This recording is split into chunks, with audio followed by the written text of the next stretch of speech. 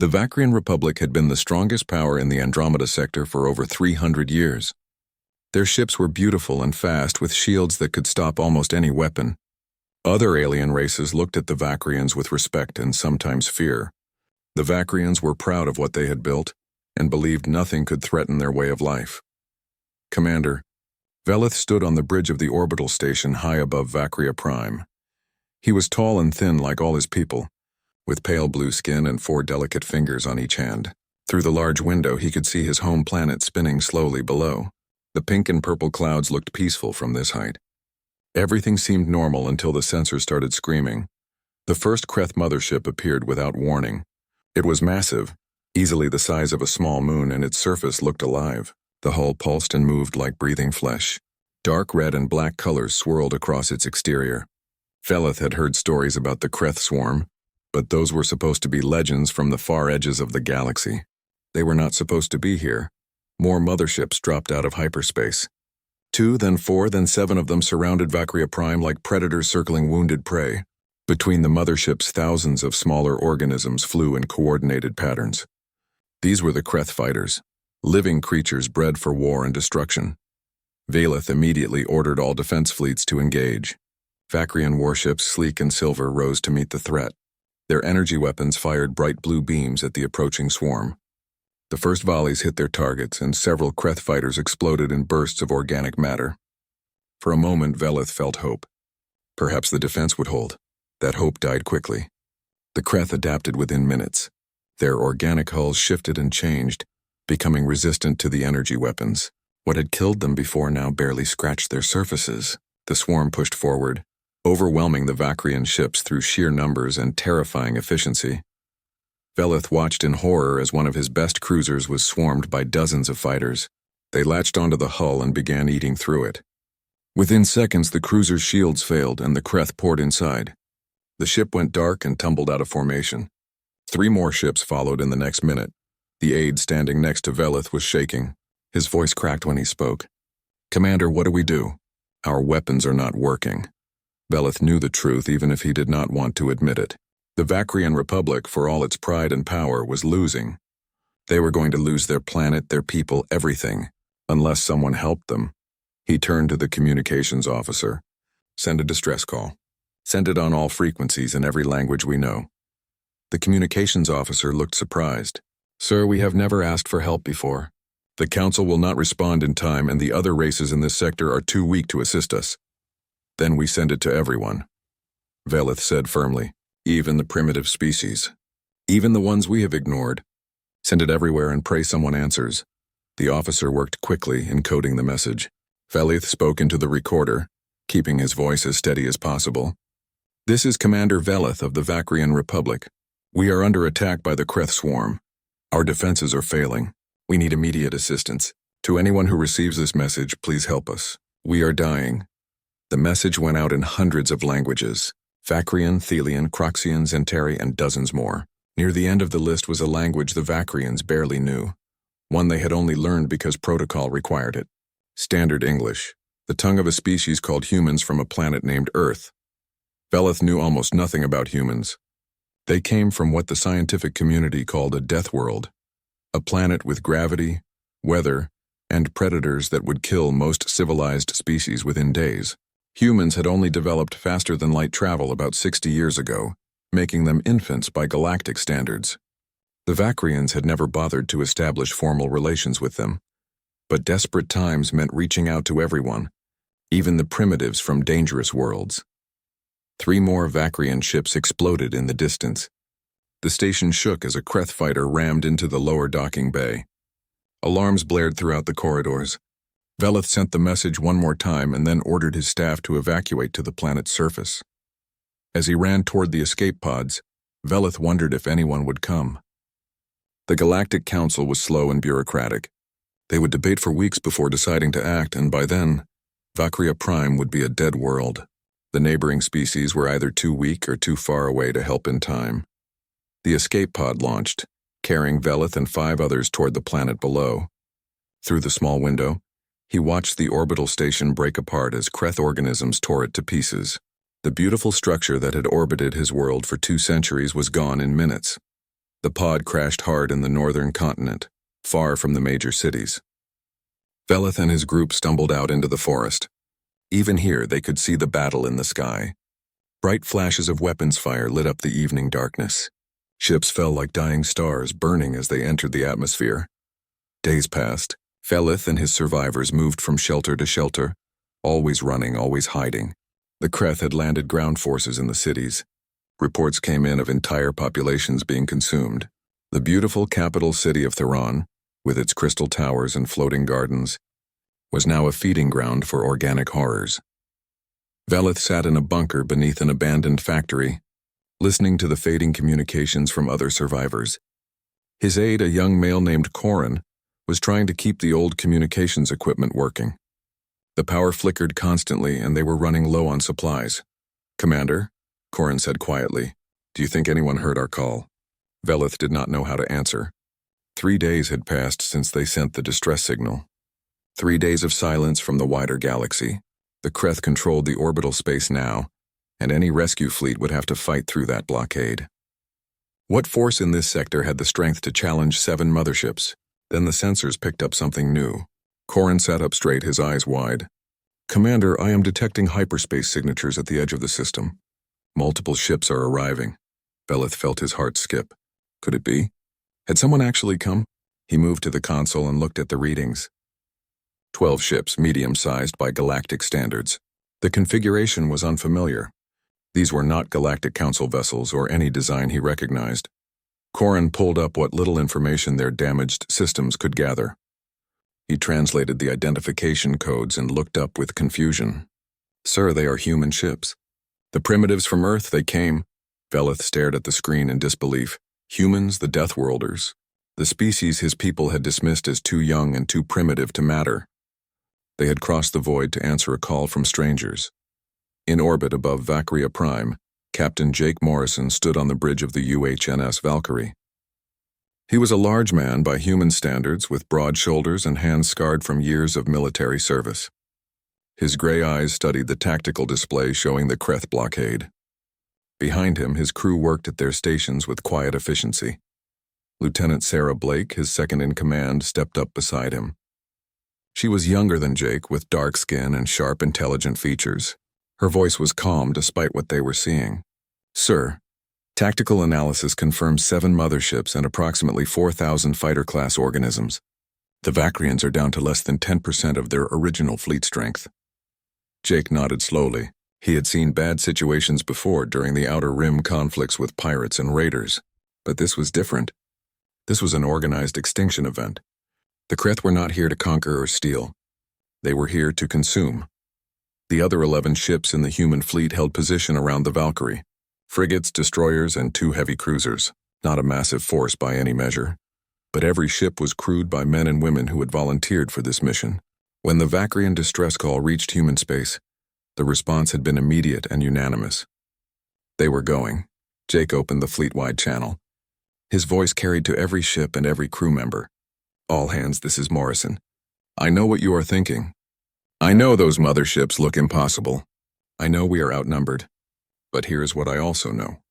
Down on that planet are billions of people who are dying while the galaxy does nothing. They called for help, and we are the only ones who answered." He paused, letting his words sink in. "We come from Earth. We come from a world that has tried to kill us since the day our ancestors learned to walk upright. We have fought predators, diseases, and each other for millions of years. We are still here because we do not quit. We do not run, and we do not let bullies win." Jake's hand moved to the tactical controls. "All ships advance. Battle formation Delta. Let us show these Kreth what happens when they pick a fight with Deathworlders." The human fleet accelerated toward the Kreth blockade. The Kreth sensed the approaching human ships immediately. The swarm operated with a shared consciousness, and every organism could feel what the others felt. These new arrivals were small compared to the motherships. The Kreth calculated quickly. These 12 vessels would be easy prey. A wave of fighter organisms detached from the nearest mothership. There were hundreds of them, each about the size of a human fighter craft. Their bodies were dark and chitinous, with razor-sharp edges and acid launchers integrated into their organic structure. They had destroyed entire fleets using these same tactics. Overwhelm through numbers, dissolve shields with bioacid, then tear apart the hull and feast on whatever was inside. The Kreth fighters rushed toward the humans at incredible speed. Their formation was perfect, coordinated through the hive mind. They expected the human ships to do what all prey did when faced with superior numbers. They expected fear, panic, and retreat. They did not get any of those things. On the bridge of the UHNS Valkyrie, Lieutenant Commander Paul Henderson called out the incoming contacts. "Sir, we have approximately 600 Kreth fighters inbound. They will reach weapons range in 30 seconds. Jake Morrison remained calm. He had fought in dozens of ship-to-ship battles, and he understood one fundamental truth. Numbers meant nothing if your enemy could hit harder and faster than you could adapt. All ships maintain course. Railguns to full power. Target the center of their formation. Sarah Blake input the firing solutions into the tactical computer. The railgun systems on every human ship came online. These weapons were brutally simple in concept. Use magnetic acceleration to throw a solid projectile at a significant fraction of light speed. No fancy energy shields could stop solid matter moving that fast. The Kreth fighters closed to weapons range. They prepared to fire their acid projectiles. Then the human ships opened fire, and the Kreth learned their first lesson about fighting Deathworlders. Tungsten rods, each weighing several tons and moving at 5% of light speed, tore through the Kreth formation like bullets through paper. The kinetic energy was so enormous that the fighter organisms did not just die. They vaporized. One moment there were living creatures. The next moment there was superheated gas and expanding debris clouds. The first volley killed nearly 100 Kreth fighters. The second volley, fired 3 seconds later, killed 100 more. The survivors tried to scatter, but human targeting computers tracked each one. Lieutenant Danny Cooper, piloting one of the Valkyrie's fighter escorts, whooped with excitement as his smaller railgun punched through 3 Kreth in a single shot. On the planet below, Commander Veleth watched the battle through the bunker's damaged sensors. He could not believe what he was seeing. The human ships were not running. They were not even defending.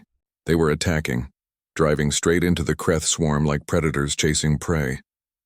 Corin stared at the display with wide eyes. Their weapons. They are using kinetic projectiles. How primitive. How brilliant, Veleth understood. The Kreth had evolved to fight energy weapons. Their organic hulls could adapt to lasers, plasma, and particle beams within minutes, but they had no defense against chunks of metal traveling at relativistic speeds. Evolution had never prepared them for that kind of violence. In space, the Kreth tried to adapt their tactics. The surviving fighters spread out, attempting to flank the human formation. The motherships began moving forward, their massive bulk accelerating slowly but with terrible purpose. Biocannons on the mothership surfaces opened up, firing balls of corrosive organic matter at the human vessels. The humans did not slow down.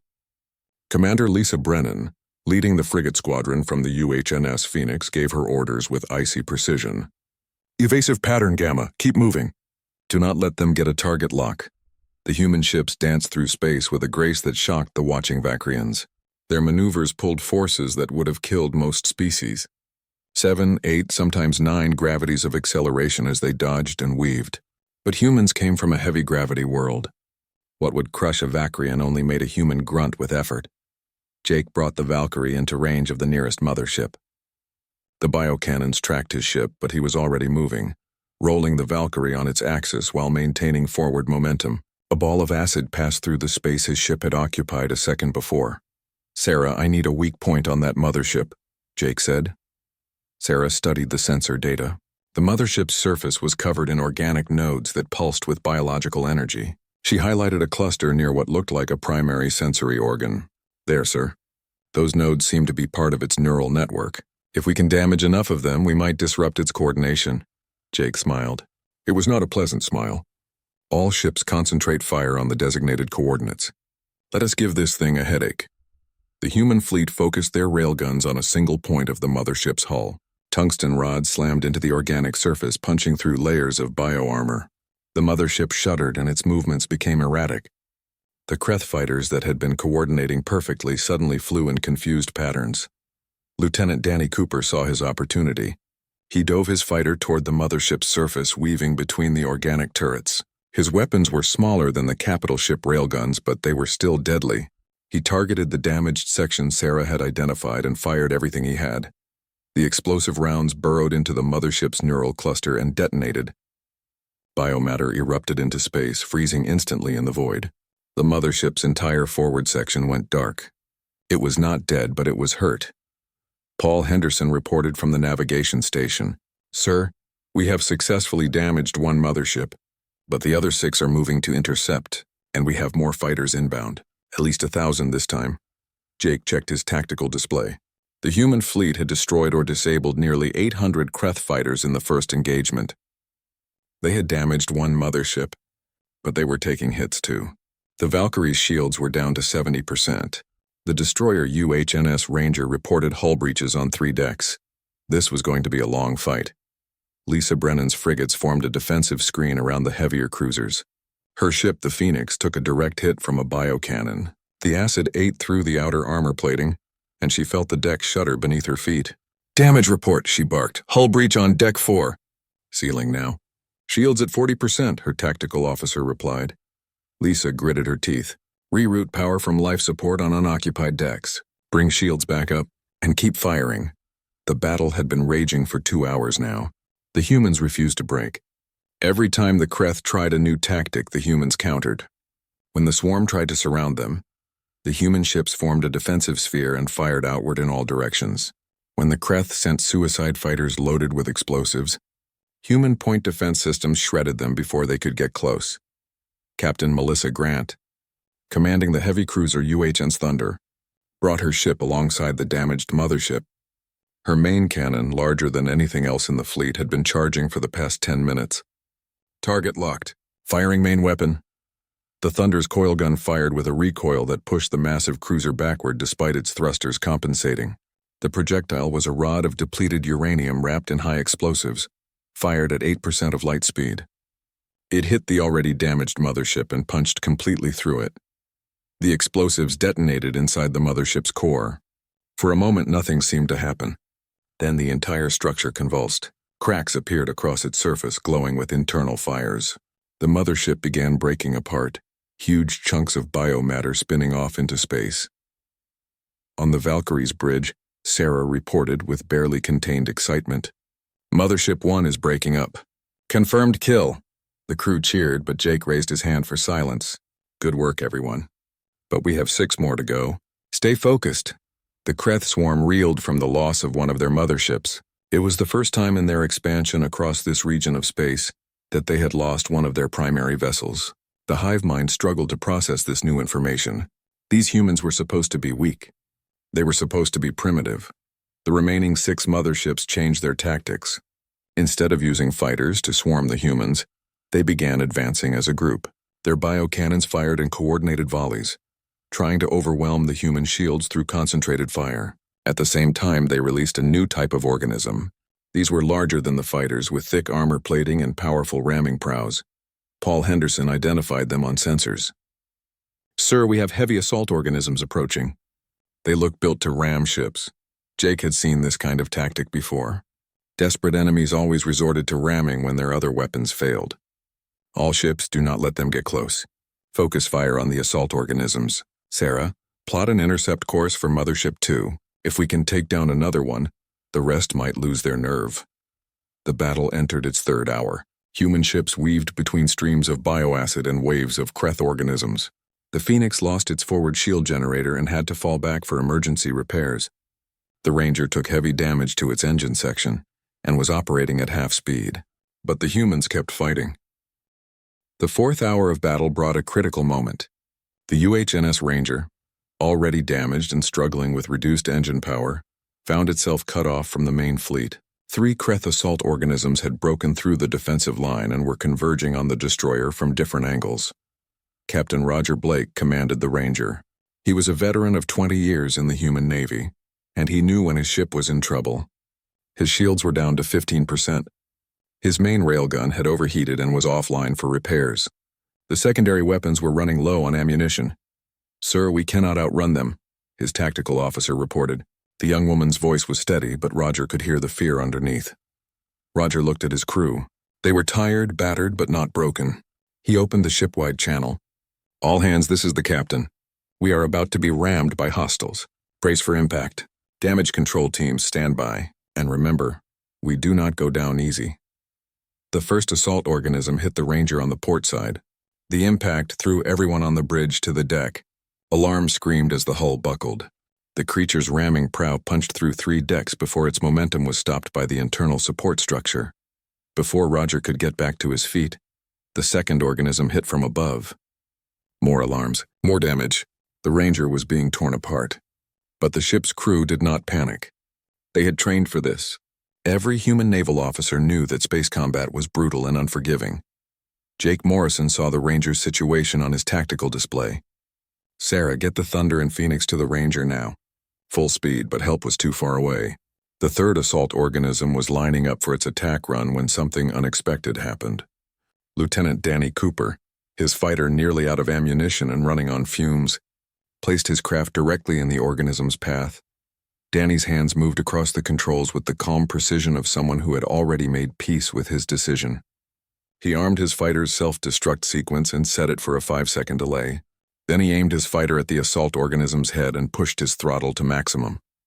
The fighter and the organism collided. For a brief moment, nothing happened. Then Danny's self-destruct charge detonated and both craft vanished in a ball of fire. On the Valkyrie's bridge, Sarah gasped. The tactical display showed Danny's fighter signature disappearing. Jake closed his eyes for a moment. Another good person gone. Another sacrifice in a galaxy that took too much from too few. But Danny's sacrifice bought the Ranger precious seconds. The Thunder and Phoenix arrived, their weapons tearing into the 2 assault organisms still attached to the destroyer. Within minutes, the Kreth creatures were destroyed and the Ranger was free. Roger Blake assessed his ship's condition. They had lost 40 crew members in the ramming attacks. The Ranger was barely holding together. But they were still alive and the ship could still fight if needed. Jake's voice came over the fleet channel. "Ranger, fall back to defensive position. You have done enough." Thunder Phoenix rejoined the main formation. "We are pushing forward." The human fleet reformed and advanced on the remaining motherships. They had been fighting for nearly 5 hours now and everyone was exhausted. But they could sense that the Kreth were weakening. The swarm's attacks were less coordinated. Their formations showed gaps. Lisa Brennan brought the Phoenix alongside the Valkyrie. Her ship was scarred and battered, with whole sections of armor plating burned away by bioacid, but her weapons were still operational and her crew was ready to continue. "Captain Morrison, what is the plan?" she asked over the command channel. Jake studied the tactical display. The 6 remaining motherships had pulled back slightly, forming a tighter defensive cluster. They were protecting each other now instead of advancing. That was the behavior of an enemy that was afraid. "We hit them with everything at once," Jake said. "Concentrate all fire on Mothership 3. Pour it on until it breaks. Then move to the next one. We show them that there is nowhere to hide." The human fleet formed up into a single spearhead formation with the Valkyrie at the point. It was an aggressive, dangerous maneuver that left their flanks exposed. But it put all their firepower facing forward. "All ships advance at attack speed," Jake ordered. "Fire at will." The human fleet accelerated toward the Kreth cluster. Every railgun, every missile launcher, every point defense system opened fire simultaneously. The volume of kinetic projectiles was staggering. Tungsten rods, uranium penetrators, and explosive shells filled the space between the fleets. Mothership 3 took the brunt of the assault. Its organic shields, already weakened from hours of combat, collapsed under the sustained bombardment. The projectiles tore into its hull, ripping through layers of bioarmor. The creature that was the mothership screamed across frequencies that human sensors could barely detect. Melissa Grant, commanding the Thunder, fired her main coil gun again. The massive projectile struck the mothership's core structure. This time the explosion was immediate and catastrophic. The mothership did not just break apart. It erupted from the inside, its biological components unable to contain the energy release. "Mothership 3 destroyed," Sarah reported. The Kreth swarm reacted with something that might have been panic if such a thing existed in a hive mind. The 5 remaining motherships began to retreat, their massive bulk turning away from Valkyria Prime. The fighter organisms that had been harassing the human fleet broke off and returned to their other ships. Paul Henderson watched the sensor data in disbelief. "Sir, they are withdrawing. The Kreth are actually running." Jake felt a surge of hope, but he kept his voice level. "Stay on them. Do not let them regroup. We chase them out of this system, The human fleet pursued the retreating Kreth. The motherships were slow compared to the human warships, and the gap closed quickly. The humans fired at extreme range, their railguns still deadly accurate across thousands of kilometers. Mothership 4 took heavy damage to its propulsion organs. It began falling behind the others. The remaining 4 motherships did not slow down to help. They abandoned it and continued fleeing. That was when Jake knew they had truly won. The Kreth hive mind had prioritized survival over unity. The crippled mothership tried to turn and fight, but it was alone and badly damaged. The human fleet surrounded it and fired from all sides. Within 10 minutes, Mothership 4 was destroyed. The remaining 4 motherships reached the edge of the Vacrian system and jumped to hyperspace. They fled without looking back, leaving behind thousands of dead fighters and 2 destroyed motherships.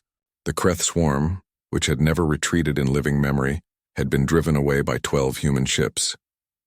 On the Valkyrie's bridge, the crew stood in stunned silence. Then someone started clapping.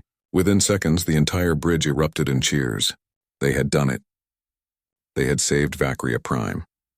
Jake allowed himself a moment to feel relief. Then he opened a channel to the planet's surface. Vacrian forces, this is Captain Morrison of the United Human Naval Service. Your orbital space is secure. The Kreth have retreated. We are standing by to provide assistance. In the bunker beneath the ruined factory, Veleth heard those words and felt his legs give out. He sat down hard, his 4-fingered hands shaking. Around him, his staff were crying, laughing, embracing each other. They had survived. Against all odds, they had survived. Corin managed to work the communications equipment with trembling hands. He responded in broken standard English. Captain Morrison, this is Commander Veleth. We cannot express our gratitude. You came when we had lost all hope. You fought for us when we are not even allies. Why would you do this? Jake looked around his bridge at his exhausted crew. Sarah was wiping tears from her eyes. Paul was slumped in his chair, completely drained. Every person there had given everything they had to save strangers. Because you asked for help, Commander, Jake replied. And because that is what decent people do when someone is in trouble. We heard your call and we came. That is all the reason we needed. Veleth listened to those words and felt something shift in his understanding of the galaxy. The Vacrian Republic had spent centuries believing that power and technology were what mattered. They had dismissed younger species as primitive and unworthy of attention. They had been wrong about everything. These humans, these Deathworlders from a brutal planet, had more honor and courage than any species Veleth had ever encountered. They had risked their lives for strangers without expecting anything in return. That was not primitive. That was what civilization should be. The human fleet established orbit around Vacria Prime. Jake ordered his ships to begin search and rescue operations for survivors in damaged space stations and disabled ships. Medical teams prepared to deploy to the surface. Engineers readied repair equipment and supplies. Lisa Brennan's Phoenix was the first to send shuttles down to the planet. The shuttles landed in the cities, and human medics poured out carrying equipment and supplies. They worked alongside Vacrian doctors, treating the wounded with efficiency and compassion. Captain Nicole Peters, Chief Medical Officer of the Thunder, led a team into the ruins of the capital city, Theron. The devastation was terrible. Buildings had collapsed. Streets were cratered. Bodies lay everywhere. But there were also survivors, huddled in basements and bunkers. Nicole and her team moved through the wreckage, searching for anyone who needed help. The days following the battle were filled with recovery efforts. Human ships remained in orbit around Vacria Prime, while their crews worked alongside the Vacrians to rebuild what had been destroyed. Medical teams treated thousands of wounded. Engineers helped restore power grids and water systems. Food and medical supplies were transported down from the human ships. Captain Nicole Peters set up a field hospital in what had been a school building in Theron. The structure was damaged but still standing. Vacrian and human medical staff worked side by side, learning from each other. Nicole discovered that Vacrian biology was surprisingly similar to human biology in many ways. They had similar circulatory systems and organ structures. This made treatment easier. A Vacrian doctor named Thalen worked at the table next to Nicole. He watched with fascination as she used human medical technology to treat a patient with severe burns. The human nanobots were aggressive, immediately attacking damaged tissue and promoting rapid healing. Your medicine is very direct, Thalen observed. Not subtle at all. Nicole did not look up from her work. We come from a world that is constantly trying to kill us. We learn to be equally aggressive about staying alive. Subtle does not work when you are bleeding out. Thalen considered this. The Vakrians had developed medical techniques over thousands of years in controlled, peaceful environments. Their medicine was refined and elegant but slow. Human medicine was fast and brutal, designed for battlefield conditions and survival against terrible odds. There is wisdom in your approach, Thalen said quietly. Perhaps we have been too comfortable for too long. In orbit, the human fleet was dealing with its own recovery. The UHNS Ranger was the priority. The destroyer had taken catastrophic damage and needed extensive repairs just to make it home. Engineering teams from the other ships came aboard to help. Lieutenant Commander Paul Henderson coordinated the repair efforts from the Valkyrie. He worked 18-hour days, sleeping in brief intervals at his station. The crew needed time to repair critical systems before they could even think about leaving the Vakrian system. Captain Roger Blake walked through the damaged sections of the Ranger with a heavy heart. He saw the places where his crew had died, the twisted metal and burned compartments. 40 people under his command were gone. He had recommended Danny Cooper for that fighter pilot position. The young man had been so eager to serve. Sarah Blake found him standing in the destroyed portside corridor. She was his younger sister, though few people in the fleet knew that. They had always kept their relationship private to avoid any appearance of favoritism. "Roger, you need to rest," she said gently. He shook his head. "I need to see what happened here. I need to remember what it cost." Sarah put a hand on his shoulder. "Danny Cooper made his choice. He saved your ship and your crew. That was his decision, and it was a good one. Do not dishonor it by destroying yourself with guilt." Roger knew she was right, but the knowledge did not ease the pain. Command meant living with these losses, carrying the weight of every decision. He would carry Danny Cooper's name with him for the rest of his life. On the surface, Commander Valeth was working with his council to organize the recovery efforts. The Kreth ground forces had been eliminated in the days following the orbital battle, but the damage they caused was immense. The capital city Theron was in ruins. 3 other major cities were badly damaged. Agricultural regions had been devastated, but the Vakrian people were resilient. They emerged from their shelters and began rebuilding. Human assistance made the difference between slow recovery and rapid restoration. The humans shared their construction equipment, their generators, their supplies. They asked for nothing in return. Corin approached Veleth with a data tablet. "Commander, I have compiled casualty reports from all regions. We lost approximately 400 million people in the attack." Veleth felt the number like a physical blow. 400 million, nearly 10% of their total population. Gone in less than a week. But it could have been so much worse. Without the humans, it would have been billions. And the humans? Veleth asked.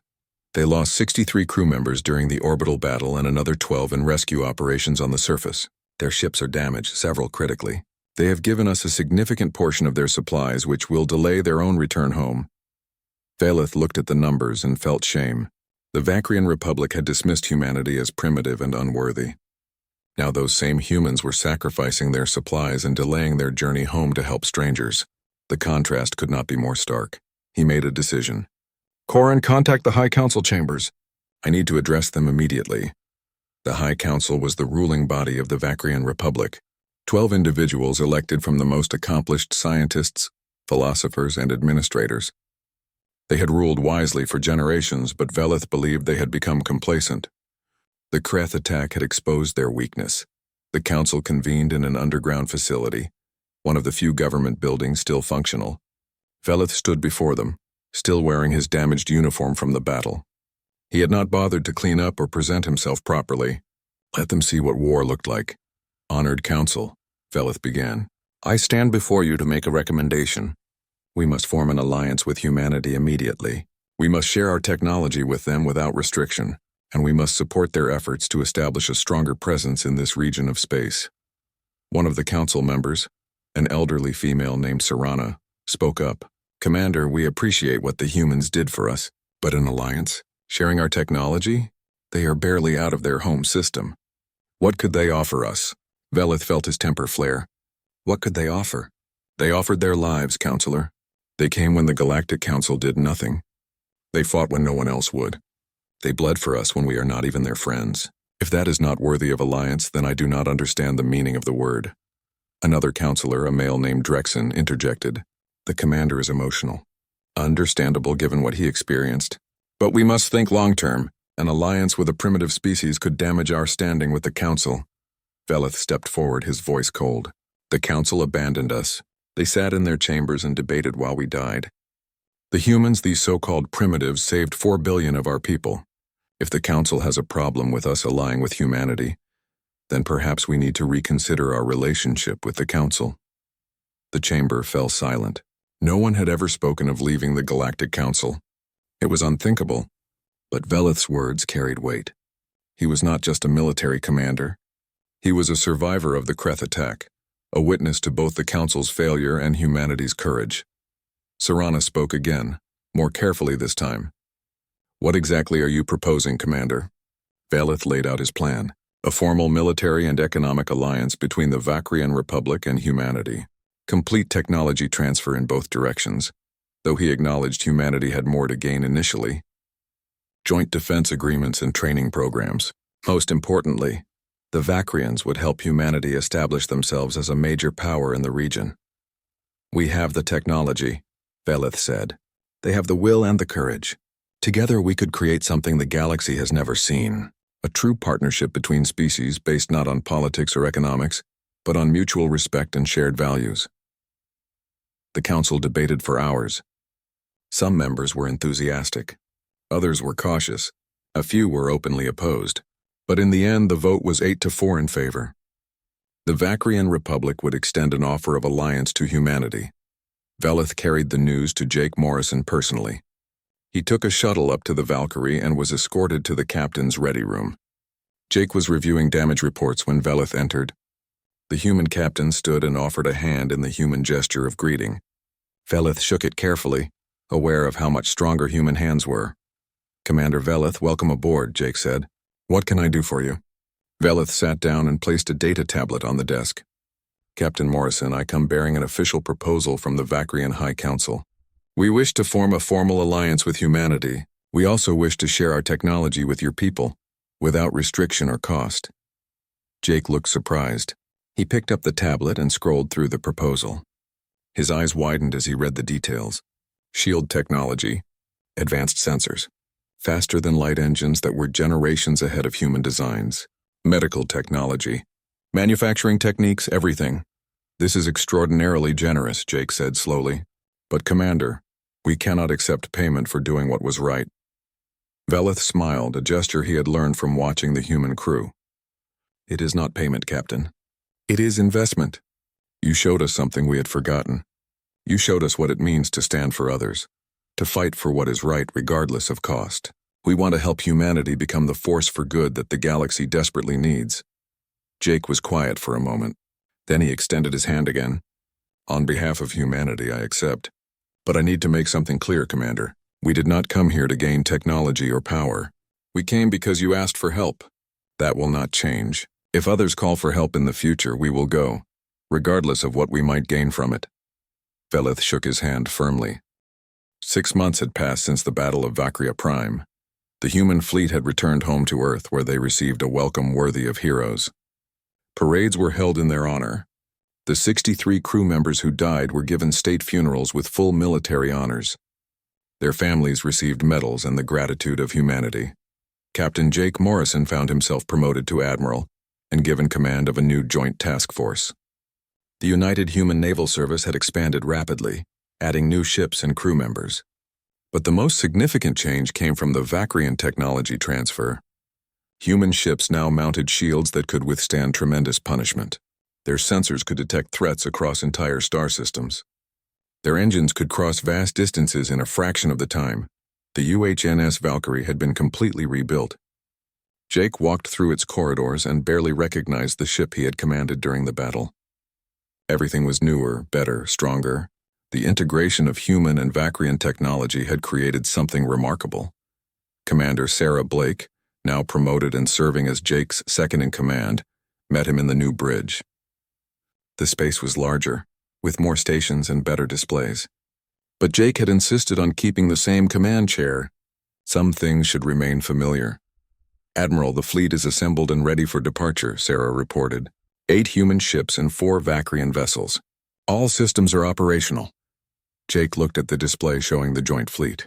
This was the first combined operation, a patrol of the border regions where Kreth activity had been reported. It was also a statement to the galaxy. Humanity and the Vacrians were united now, and they would defend their space together. Among the Vacrian ships was one commanded by Velith, now promoted to fleet commander. His vessel, the Radiant Dawn, was one of the newest in the Vacrian fleet. But even it had been modified with human weapon systems. The elegant Vacrians had learned to appreciate the brutal effectiveness of kinetic weapons. The fleet departed from Earth orbit, jumping to hyperspace in a coordinated formation. Their destination was the Helix Nebula, where several colonies had reported strange sightings. It might be nothing. It might be pirates, or it might be the Kreth returning. 3 days later, they arrived at the nebula and immediately detected distress signals. A mining colony on a remote asteroid was under attack. But these were not Kreth. These were raiders from a species called the Zelthan, known for preying on weak targets and avoiding serious resistance. The Zelthan had 6 ships surrounding the asteroid colony. They were in the process of loading stolen ore onto their vessels when the human Vacrian fleet dropped out of hyperspace. The raiders panicked immediately. They had expected an easy target. They had not expected a battle fleet. Jake opened a wideband communication channel. His voice was calm but carried an edge of steel. Zelthan vessels, this is Admiral Morrison of the Joint Defense Fleet. You are engaged in piracy and assault on a civilian colony. "Power down your weapons and prepare to be boarded. This is your only warning," the Zelthan commander responded with bravado. "Human, you have no authority here. This is beyond your space. Leave now or face consequences." Sarah pulled up information on Zelthan military capabilities. Their ships were old and poorly maintained. 6 against 12, and the human Vacrian fleet had vastly superior technology. This would not be a fight. It would be an execution. Jake gave the order anyway. "Zelthan commander, I am giving you one more chance. Surrender or be destroyed. Choose wisely." The Zelthan made the wrong choice. They opened fire on the closest human ship, the destroyer UHNS Falcon. Their energy weapons splashed harmlessly against the Vacrian-designed shields. The Falcon did not even bother to return fire. Velith's voice came over the command channel. "Admiral Morrison, shall we demonstrate what happens to pirates who refuse mercy?" Jake nodded. "All ships disable their engines and weapons. Try not to destroy them. These people will face justice, not death." The joint fleet moved forward with precision. Human railguns targeted the Zelthan engines with pinpoint accuracy. Vacrian energy weapons took out their weapon systems. Within 2 minutes, all 6 raider ships were dead in space, powerless and unable to fight or flee. Marines from both species boarded the disabled ships and arrested the crews. The Zelthan raiders surrendered without further resistance once they realized they were facing serious military forces. They had grown accustomed to the galaxy looking the other way, to the Galactic Council being too slow to respond. They had not expected this new reality. The mining colony was secured and the stolen materials were returned. The colony administrator, an elderly Jothian named Krell, met with Jake on the asteroid's surface. The small alien was shaking with relief. "Admiral, we had given up hope," Krell said. "We sent distress calls for 3 days. The council never responded. We thought we were going to die here." Jake placed a reassuring hand on Krell's shoulder. "Careful not to use too much force. The council may not have responded, but we did. This region is under joint protection now. Anyone who wants to prey on civilians will find us waiting." Word of the Helix Nebula incident spread quickly. A major pirate operation had been shut down in minutes by the human Vacrian fleet. The captured raiders were turned over to local authorities and faced serious prison time. More importantly, other pirate groups took notice. The human Vacrian alliance was not just defending its own territory. It was actively patrolling and protecting anyone who asked for help. Over the following months, more incidents occurred. Each time the joint fleet responded quickly and decisively. They broke up a smuggling ring operating in the Outer Rim. They rescued a passenger ship that had been hijacked by extremists. They even intervened in a border dispute between 2 minor species, mediating a peaceful solution before violence could erupt. But not everyone was happy with this new development. The Galactic Council called for a formal meeting to discuss the human Vacrian alliance. The Council was concerned about unauthorized military operations and the precedent being set. Jake and Velith traveled together to the Council chambers, a massive space station orbiting a neutron star. The station was ancient and beautiful, built by species long gone. It represented everything the Council claimed to stand for: wisdom, stability, and peaceful cooperation. The Council chamber itself was a circular room with seats for representatives of 40 different species. At the center was a raised platform, where those addressing the Council would stand. Jake and Velith stood there together, facing the assembled representatives. The Council speaker, a Threxian named Zorath, opened the session. His voice was translated into dozens of languages simultaneously. We have called this session to address the recent actions of the Human-Vacrian Alliance. There are concerns about unauthorized military operations in regions outside your designated space. Velith responded first. Speaker Zorath, we appreciate the Council's concern, but we must respectfully disagree with the characterization of our actions as unauthorized. We responded to distress calls from colonies and vessels under attack. We prevented piracy, kidnapping, and murder. These are not crimes. These are duties. A Council member from the Croxian Collective spoke up. But you did not seek Council approval before acting. The proper procedure is to report the distress call to the Council, and we will determine the appropriate response. Jake stepped forward. His patience with bureaucracy was wearing thin. With respect, Counselor, how long does that process take? From what I understand, the Council takes weeks or months to approve military action. The people calling for help do not have weeks. They have hours or minutes. Another Council member representing the Zentari Commonwealth interjected. The Council's deliberative process ensures that we do not act rashly or create larger conflicts. Immediate military response without proper consideration can lead to war. Sarah Blake, attending as part of Jake's delegation, whispered something to him. He nodded and addressed the Council again. Counselor, I have reviewed the records. In the past 50 years, how many distress calls has the Council responded to with military force? There was uncomfortable silence. Finally, Zorath answered. The Council has authorized military intervention in 7 situations during that time period. 7 times in 50 years, Jake repeated. 7 times while thousands of calls for help went unanswered. I am not a politician. I am a military officer, but even I can see that this system is broken. The chamber erupted in arguments. Some Council members agreed with Jake. Others were furious at his bluntness. A few seemed genuinely thoughtful, as if considering his words seriously for the first time. Velith raised his hand for silence. Speaker Zorath, may I make a proposal? The Human-Vacrian Alliance is willing to operate under Council oversight for humanitarian and peacekeeping operations. We will report our actions and accept Council review, but we will not wait for approval when lives are at stake. We will respond immediately and explain later. Zorath considered this. It was a compromise that gave the Council face while allowing the Alliance to continue its operations. After a brief consultation with other senior members, he nodded. The Council will accept this arrangement on a provisional basis. We will review it in 1 year. It was not a perfect solution, but it was workable. Jake and Velith returned to their fleet, knowing they had achieved something important. 2 years had passed since the Battle of Vacria Prime. The Joint Alliance had grown from 2 species to 18. What had started as a desperate rescue mission had become a movement that was changing the political landscape of the entire galaxy. The Galactic Council, once the undisputed authority in interstellar affairs, now found itself competing with a younger, more dynamic organization. Admiral Jake Morrison stood on the observation deck of the new Alliance headquarters, a massive station constructed in neutral space between Earth and Vacria Prime. The station, named Unity Point, was a marvel of combined engineering. Human, Vacrian, and a dozen other species had contributed to its design.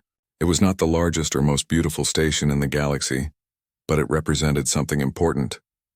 It represented what could be achieved when species worked together with genuine purpose. Commander Sarah Blake joined him at the window. She had been promoted again and now served as the Alliance's Chief of Operations. Her responsibilities had grown enormously, coordinating military and humanitarian efforts across dozens of star systems. The monthly reports are in, she said, handing Jake a data tablet. We responded to 43 distress calls last month. Everything from pirate attacks to natural disasters. 0 losses on our side, and we saved approximately 12,000 lives. Jake reviewed the numbers with satisfaction. And the Council's response time? Sarah smiled slightly. Still averaging 6 weeks from distress call to decision, by which time whatever emergency existed is long over. The contrast could not be starker. The Alliance responded within hours. The Council responded within weeks. More and more species were choosing to align with the former, rather than the latter. The Council was not happy about this development. Fleet Commander Velith entered the observation deck. His uniform now bore the insignia of the Alliance rather than just the Vacrian Republic. He had been elected as one of the 3 joint commanders, alongside Jake and a Thelian named Coral. The 3 of them led the military forces while a civilian council handled political decisions. Admiral Morrison, "Commander Blake, we have a situation," Velith said. His tone was serious. "We have received a distress call from a council-affiliated world. The planet Xandros 3 is under attack by the Kreth. The Council has been debating a response for 2 weeks. The planetary government has bypassed the Council and called us directly." Jake felt his jaw tighten. The Kreth. They had not seen the swarm since Vacria Prime. Intelligence reports suggested the Kreth had pulled back to reassess their strategy after the unexpected defeat. Now they were back, and they had chosen a Council world as their target. "How many motherships?" Jake asked. 5 confirmed, possibly more arriving. "The planetary defenses are already overwhelmed. They have maybe 2 days before the planet falls." Sarah pulled up the tactical information. Xandros 3 was deep inside Council space, at least 4 days away at maximum speed. Even with the improved engines, they would barely make it in time. And arriving exhausted after a forced march was not ideal for facing the Kreth. "We need to move now," Jake said. "Velith, mobilize the 1st and 3rd fleets. Sarah, contact all available ships and have them converge on Xandros 3. And someone send a message to the Council. Tell them we are responding to the distress call with or without their approval. Within hours, the largest Alliance fleet ever assembled was departing Unity Point. 42 ships from 7 different species, all heading toward Council space at maximum speed. It was a statement of purpose and capability. The Alliance would not stand by while billions died, regardless of politics. The Council's response came while they were in transit. Speaker Zorath himself contacted Jake via subspace communication. The Threxian looked agitated, his usually calm demeanor replaced with obvious stress. "Admiral Morrison, you cannot do this. Xandros 3 is a Council world. Any military action there requires Council authorization." Jake was exhausted from coordinating the fleet movement, and his patience was gone. "Speaker Zorath, with all respect, your authorization process will take longer than those people have to live. We are responding to a distress call. That is what we do. You can approve it, condemn it, or ignore it. We are going anyway." Zorath tried a different approach. "Admiral, I understand your frustration, but consider the implications. If you act without Council approval in Council space, it sets a precedent that could destabilize everything we have built over millennia. Speaker, your Council abandoned those people. Their government called us because they know we will actually help, instead of holding meetings about helping. Your system is broken and everyone in the galaxy can see it except you." The communication ended badly. Jake knew he had probably made an enemy of the Council leadership, but he could not bring himself to care. Political considerations meant nothing compared to the lives at stake. The fleet pushed their engines to the limit, arriving at Xandros 3 exactly 4 days after departing Unity Point. What they found was worse than expected. 6 Kreth motherships had established orbital dominance. The planet's defense fleet was destroyed. Kreth ground forces were already landing in the major cities, but the Alliance was not the only force that had arrived. The Galactic Council had finally approved military action, and they had sent their own fleet. It was massive, over 100 ships representing a dozen Council member species, but they had only just arrived and were still organizing their formation when the Alliance fleet dropped out of hyperspace. The Council fleet commander, a Croxian admiral named Thex, immediately opened communications with Jake. "Admiral Morrison, thank you for responding so quickly. We will coordinate our attack. Your forces can take the left flank while we advance on the center." Jake studied the tactical display. The Council fleet was still forming up, moving slowly and cautiously. The Kreth were using that time to land more forces on the planet. Every minute of delay meant more deaths. Admiral Thex, with respect, we do not have time for elaborate formations. We are engaging immediately. Thex sounded alarmed. Admiral, we need to coordinate our approach. A hasty attack could result in significant casualties. Understood. Our casualties to accept, our decision to make. All Alliance ships advance to attack speed. Target the motherships. Let us finish what we started at Vacria Prime. The Alliance fleet surged forward in the now familiar aggressive formation. They did not wait for the Council fleet. They did not coordinate elaborate maneuvers. They simply attacked with the same relentless determination that had driven away the Kreth before. The Kreth recognized the human Vacrian ships immediately. The hive mind remembered the pain and defeat from 2 years ago. For a moment, the swarm hesitated, and in combat, hesitation was fatal. Lisa Brennan, commanding a squadron of heavy cruisers, led the first strike. Her ships opened fire at extreme range, their railguns hurling death across thousands of kilometers. The tungsten rods slammed into the nearest mothership with devastating effect. The Kreth had not developed any better defenses against kinetic weapons. Velith's Vacrian ships provided covering fire with their energy weapons, targeting the smaller Kreth fighters that tried to swarm the advancing Alliance ships. The combination of human kinetic weapons and Vacrian energy weapons proved brutally effective. The Kreth could not adapt to both simultaneously. The Council fleet watched in something like awe as the Alliance forces tore into the Kreth swarm. Admiral Thex had never seen such aggressive tactics. The Alliance ships took risks that would be unthinkable to Council military doctrine. They pushed deep into the Kreth formation, accepting damage in exchange for devastating strikes against the motherships. Captain Roger Blake, commanding the rebuilt UHNS Ranger, found himself in the thick of the fighting. His ship had been repaired and upgraded after Vacria Prime, and he was determined to prove its worth. When a Kreth assault organism tried to ram his vessel, Roger did not evade.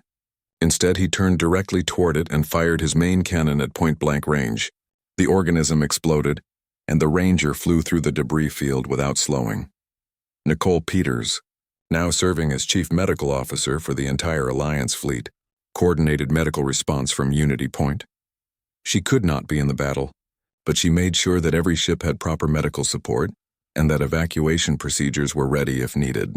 Her teams had saved hundreds of wounded in previous engagements, and she was determined to maintain that record.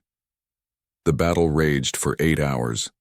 The Alliance fleet, outnumbered but tactically superior, systematically destroyed or crippled 4 of the 6 Kreth motherships. The remaining 2 attempted to flee, but this time there was nowhere to run. The Council fleet, finally organized and moving forward, blocked their escape route. Admiral Thex gave the order and the Council fleet opened fire. Their energy weapons, while less effective than human kinetics against Kreth bioarmor, were still powerful in such concentrated numbers. The 2 remaining motherships were caught between the Alliance and Council forces. They did not survive. As the last mothership broke apart, the Kreth fighter organisms scattered. Without the coordination of the motherships, they became easy targets. Within an hour, the orbital space around Xandros 3 was secure. Jake opened a channel to the planet's surface. Xandros 3 Command,